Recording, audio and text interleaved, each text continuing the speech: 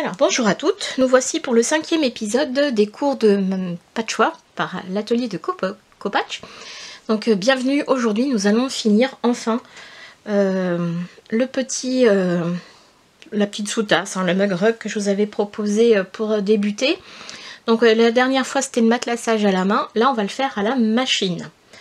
Alors je ne rentre pas dans le débat, le matelassage à machine c'est moins bien que le matelassage à la main. Évidemment, ça ne rend pas pareil, mais on peut avoir de bonnes astuces pour quand même avoir un très beau rendu. Et je vous promets qu'il y a des matelassages machine qui sont impeccables, qui sont très très beaux et qui mettent en valeur un patch. Je vais profiter aussi de cette petite leçon pour vous expliquer qu'il y a plusieurs types de matelassage à la machine. Donc là, nous, on va en faire un aujourd'hui, mais je vais vous expliquer un deuxième type que je développerai peut-être dans une autre vidéo plus tard. Alors, pour le matériel général. Tout d'abord, idéalement, il vous faut une machine avec un grand plateau. Alors essayez d'avoir une table derrière vous pour avoir un maximum de plan de travail horizontal. Parce que quand vous avez des grands morceaux, des grands patchs à matelasser, c'est bien d'avoir tout à l'horizontale pour ne pas avoir de poids qui pèse sur l'aiguille. Et votre point comme ça sera régulier. Donc ça c'est valable dans tous les cas de figure de matelassage à la machine. Vous avez bâti, quel que soit le type de matelassage que vous allez faire, vous avez bâti votre sandwich. Donc vous avez votre top, vous l'avez bien nettoyé, c'est-à-dire vous avez bien enlevé tous les petits fils qui traînent, bien repassé. Pareil, vous avez bien repassé votre tissu arrière. Vous mettez votre molleton et vous allez faire tenir toutes ces épaisseurs avec une petite, des aiguilles, des épingles à nourrice. Vous voyez, les miennes sont courbes, c'est fait exprès, c'est beaucoup plus facile à piquer et à faire ressortir. Voilà. Là, c'est tellement petit que j'ai pas mis d'épingle. Le molleton en bambou tient assez bien quand on donne un petit coup de fer. Ça tient au tissu, il n'y a pas de souci. Voilà. Donc le molleton, le sandwich est fait. Vous allez installer votre machine à coudre avec votre espace de travail le plus plat possible, le plus grand possible. Donc vous voyez, moi j'ai une machine qui a 25 cm à droite de l'aiguille, ce qui nous permet, vous voyez la place que j'ai, de rouler les patchwork pour bien matelasser dans tous les sens. Et du coup, je peux faire quand même des patchs assez grands. Ça c'est important, voilà, forcément c'est une grosse bête que j'ai. Ce qui est très pratique aussi, si vous pouvez avoir, c'est une genouillère.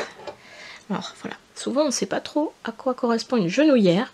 Donc une genouillère, comme son nom l'indique, c'est la partie que, voilà, on va bouger cette partie-là avec votre genou et ça va permettre de descendre et de remonter l'aiguille. C'est-à-dire que si on veut changer de direction, on le fait assez rarement, on essaye de toujours garder son patch de droite à gauche comme ça, mais parfois on peut changer de direction carrément, ça peut arriver. Eh bien, on va laisser l'aiguille planter dans votre tissu et ça grâce à la genouillère vous allez pouvoir remonter votre pied de biche et comme ça va dégager votre sandwich, vous allez pouvoir le faire pivoter. Donc vous gardez vos deux mains, c'est l'avantage, vous n'avez pas besoin d'une main pour remonter votre pied de biche, vous avez votre genouillère qui va pouvoir le faire. Donc ça j'avoue c'est hyper pratique. Ensuite, parfois on a besoin un petit peu de tracé pour se donner des directions. Quand on fait du matelassage à la machine, alors on peut tracer avec des stylos qui s'effacent, soit au fer, soit à l'eau, mais moi j'aime bien ce truc là qui permet de marquer quand même les lignes droites. Voilà, ça donne un bon guide en tout cas. Après on va pouvoir rajouter sur notre pied de biche ici une tige en fer qui permet aussi après de faire les lignes droites en écho. Je vous montrerai des exemples. Voilà, ça c'est pour le matelassage, les idées générales du matelassage à la machine. Alors, deuxième type de matelassage, c'est ce qu'on appelle le piqué libre. Pour ça, il faut baisser vos griffes d'entraînement et vous allez utiliser un pied à broder ou à repriser. Donc celui-ci, vous voyez, il a le bout fermé, mais souvent ils ont un bout ouvert. Voilà. Même celui-là qui permet de faire des lignes en écho par rapport à une première ligne que vous avez déjà piquée. Et donc ce piqué libre, c'est vous qui allez bouger votre sandwich. Donc pour bien bouger le sandwich, il vous faut des gants, on dit des gants à matelasser. Vous pouvez trouver des gants pas cher pour commencer, c'est des gants d'équitation. Ils ont les bouts des doigts avec un petit peu de matière plastique et ça permet de bien accrocher votre sandwich. Et donc le principe du pick-et-lip, c'est vous qui bougez votre sandwich sous le pied de biche. Donc ça demande de l'entraînement, je ne vous cache pas que ça demande de l'entraînement. Donc voilà, ça c'est un motif classique que l'on peut faire, le stippling, avec en piqué libre. Voilà, vous avez plein de motifs après que vous pouvez faire facilement. Ça c'est aussi à faire en piqué libre. Vous avez les petits cailloux qui est très classique également. Ouais, ça se voit.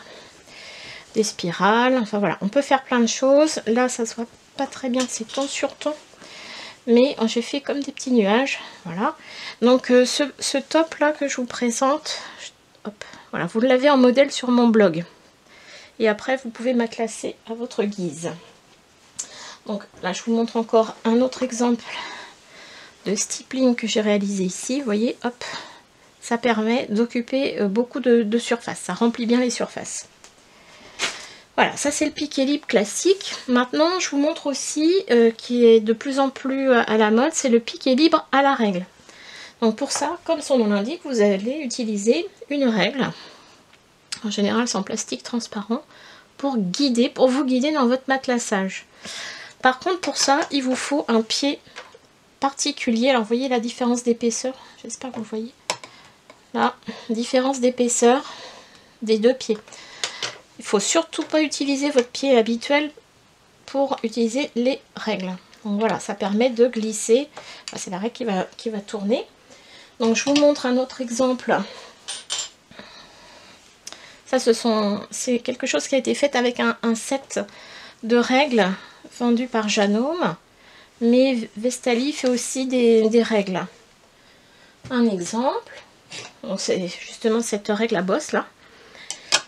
Quand les dames me disent que sur des vieux patchs, il faut faire, ou des patchs avec des tissus traditionnels, il faut faire du matelassage à la main, pas forcément, hein, j'espère que ça va se voir.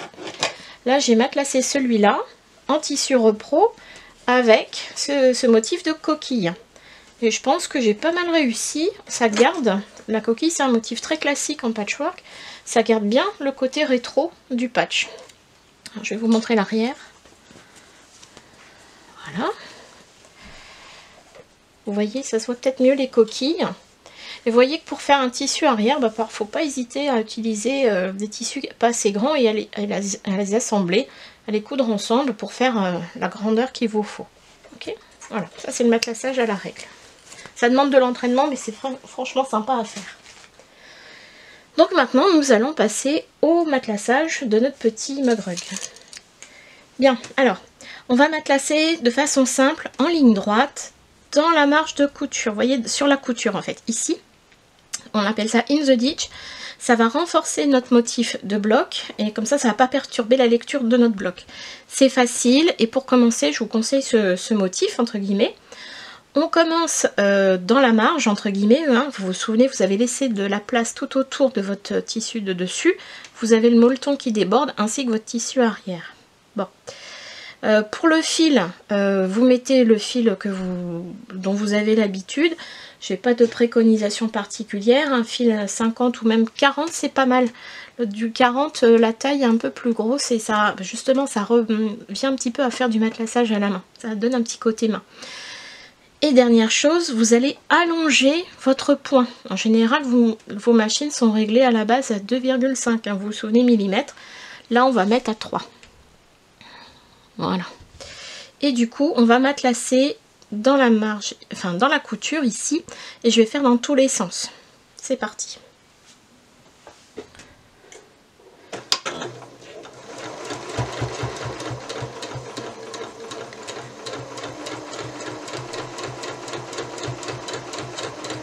Donc vous voyez bien, les griffes du dessus attrapent mon tissu sans problème. On est en ligne droite, il n'y a aucune difficulté.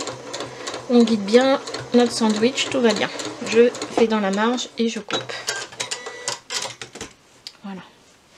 J'ai un peu décalé au début, mais j'ai suivi ma ligne de coupe. Globalement, on commence toujours par faire le centre de notre patchwork. Donc là, je vais faire mes 2 diagonales. Et après, je changerai de direction. Et d'abord le centre. Et on fait les lignes autour. Et après, on change de direction. Pardon. Donc je vais faire l'autre ici.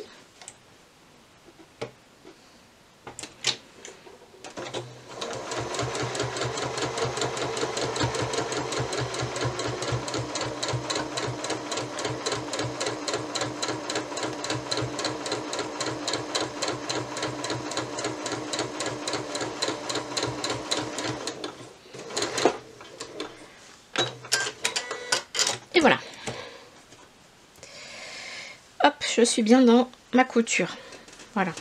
Alors derrière, je pense que ça se voit, on voit déjà les deux là. Donc je vais continuer par les 2 coutures extérieures et je vais changer de sens. Et je vous retrouve à la fin. Voilà, j'ai fait toutes mes lignes. Je vais vous montrer ça. Voilà. Donc j'ai bien fait dans les coutures. Là, j'avais utilisé un fil qui soit beige. Donc j'ai un petit peu débordé. Vous voyez que le point est assez large. Ouais. Le point est assez large. De l'autre côté, bah, ça fait comme un quadrillage qui est régulier. Et vous voyez, il n'y a pas de petites boursouflures, il n'y a pas de plis puisqu'on est avec un pied à double entraînement. Voilà, donc j'ai pas été trop vite. Personnellement, j'aime bien finir mon matelassage par un petit point de bordure. Vous voyez là tout du long. Hop, je remonte ici. Voilà. Et maintenant, je vais équerrer, c'est-à-dire que je vais tout recouper, que ça soit bien carré. Et après, eh bien, il nous restera à poser notre biais de finition. Donc, je vous rappelle, le biais de finition, binding en anglais, c'est une bande de tissu que l'on plie en deux. Voilà, donc plié en deux, et que l'on va poser de ce côté-là, côté du top, et on rabattra après à la main sur l'arrière. Pour ça, je vous ai fait une fiche sur mon blog. Hein. Mais là, déjà, je vais équerrer et vous montrer un autre type de matelassage que j'ai fait. Bien, alors, j'ai équerré mes morceaux. Donc là, vous voyez, j'ai fait un autre matelassage. J'ai vraiment fait un quadrillage. Donc ça fait comme un croisillon dans chaque carré. Mais du coup, à l'arrière, on a comme un quadrillage. J'ai bien fait ma petite couture extérieure pour bien maintenir toutes mes épaisseurs, ce qui va être beaucoup plus pratique aussi pour poser le biais final. Et j'ai équerré.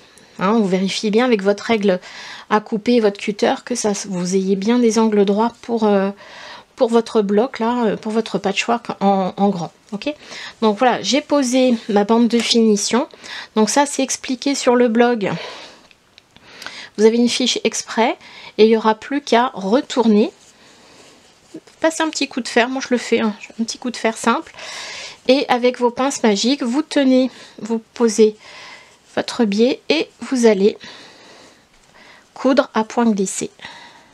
Voilà. Je vais peut-être prendre des pinces magiques. Voilà, j'ai posé quelques petites pinces magiques. Et vous voyez que pour l'angle, là, ça ira parfaitement. Vous avancez bien votre pli dans l'angle. Et normalement, hop, ça arrive bien. Ok, donc vous pouvez même mettre aussi à ce moment-là votre petite étiquette pour personnaliser votre patch. Donc voilà pour nos petits patchs.